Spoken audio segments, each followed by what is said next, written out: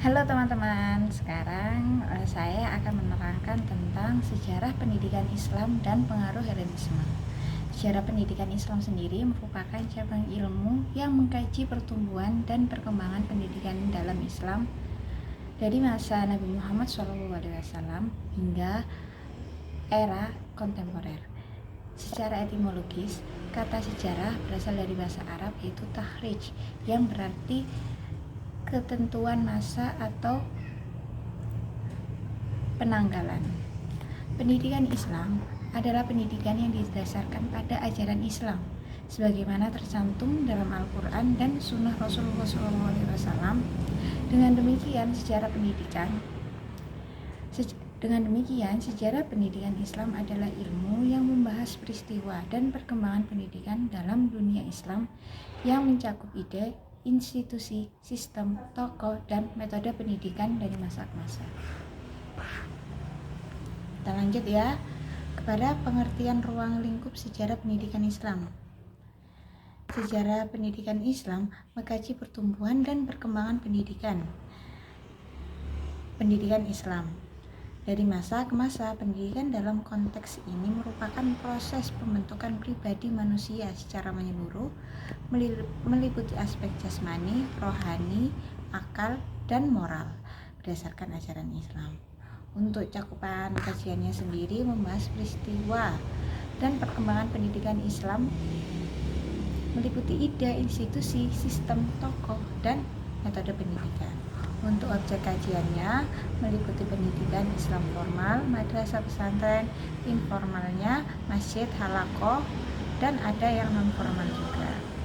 Untuk metode kajiannya menggunakan pendekatan deskriptif, komparatif, dan analisis sintesis untuk mengkaji secara kritis perkembangan pendidikan Islam.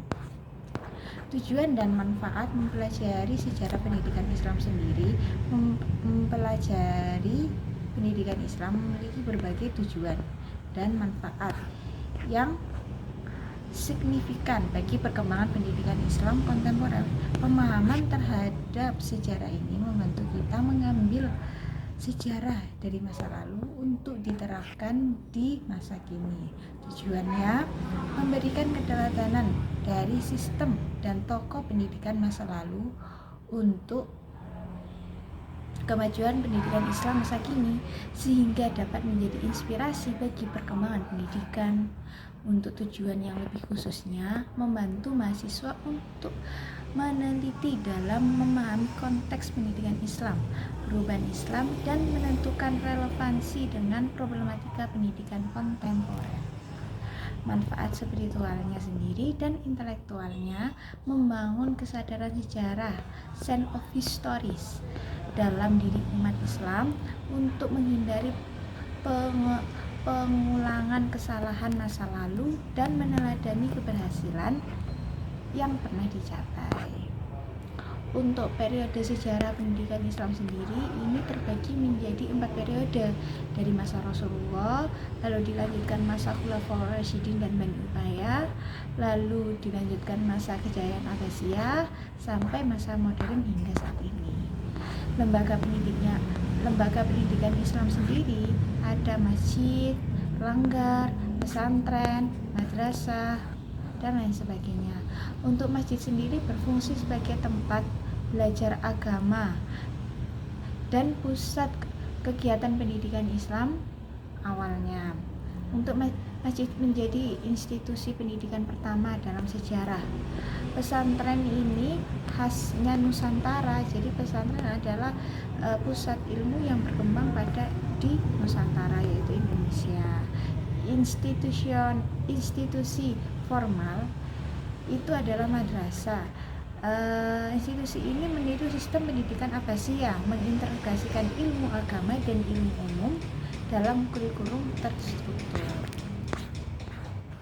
Untuk latar belakang Helenisme sendiri dan pengertiannya, pengertian Helenisme adalah suatu periode sejarah yang dimulai setelah wafatnya Alexander Agung dan berakhir pada awal Kekaisaran Romawi. Kata Helenisme berasal dari kata Yunani Hellenizen yang berarti menjadi seperti orang Yunani. Untuk latar belakangnya adalah penyebaran budaya, jadi ditandai dengan budaya, bahasa, seni, filsafat Yunani ke wilayah seperti Mesir, Persia, dan India. Lalu warisan intelektual, yaitu adalah meninggalkan warisan intelektual yang kemudian mempengaruhi perkembangan ilmu pengetahuan di dunia Islam. Lalu akulturasi. Akulturasi adalah menghasilkan akulturasi dan sinkretisme budaya antara Yunani dan budaya lokal di berbagai wilayah. Lalu pusat ilmu, pembentukan pusat ilmu, pembelajaran dan perpustakaan besar seperti Alexandria yang menjadi tempat perkembangannya ilmu pengetahuan. Itu untuk latar belakangnya.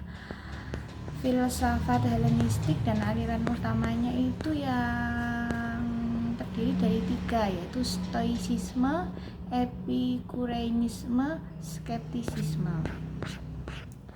Lalu untuk kontribusi Helenisme sendiri dalam ilmu pengetahuan itu ada di bidang matematika, fisika, dan teknik, kedokteran, dan astronomi.